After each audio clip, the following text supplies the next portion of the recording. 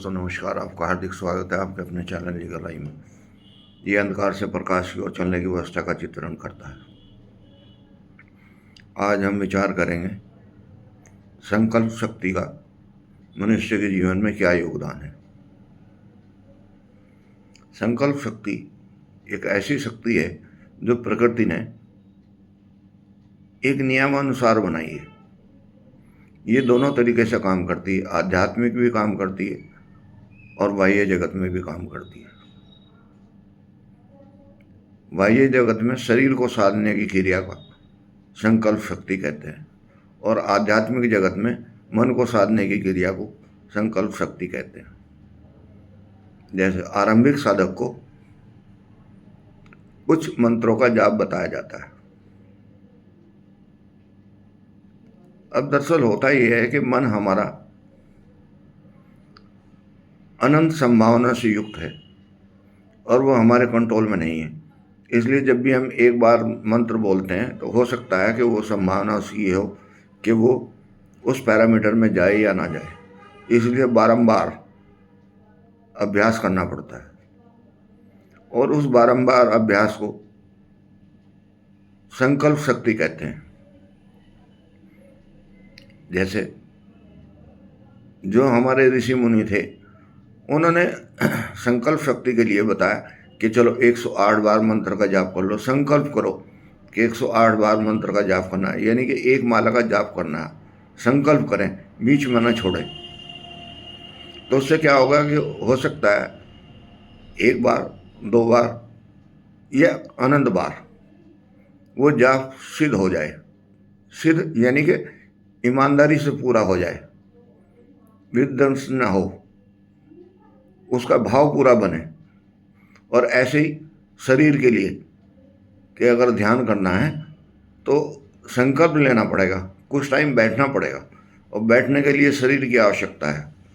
अगर हम इसको चंचल छोड़ देंगे तो ये हमारे कंट्रोल में नहीं रहेगा।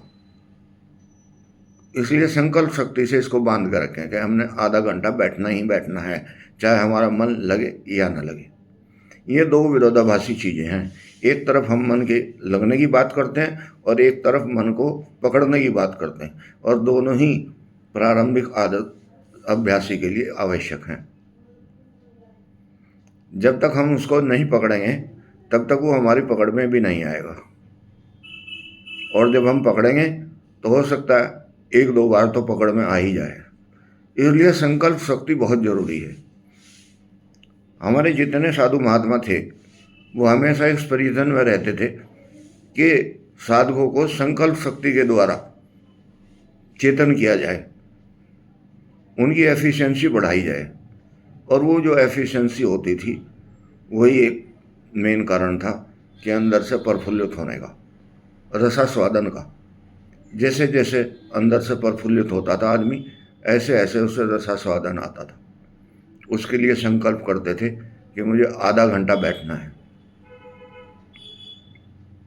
अभ्यास करना था कि आधा घंटा मुझे नहीं उठना, चाहे मन लगे या ना लगे।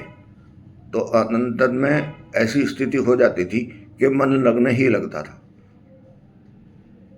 और लगता था तब जब ईश्वर की कृपा दृष्टि होती थी। अब दोनों चीज़ें हमें एक साथ चाहिए। ईश्वर की कृपा दृष्टि चाहिए मन लगाने के लिए, और शारीरिक दृष्टि के हिसाब से संकल्प चाहिए हमें खुद बैठने के लिए।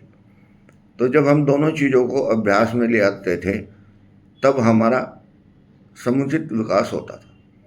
और समुचित विकास के लिए धारणा, ध्यान, समाधि, ये जो सब चीज़ें हैं ये सब प्रैक्टिकल लाइफ हैं। आप कितनी देर कितनी एफिशिएंसी को बढ़ा सकते हैं, जिसकी आवश्यकता हो।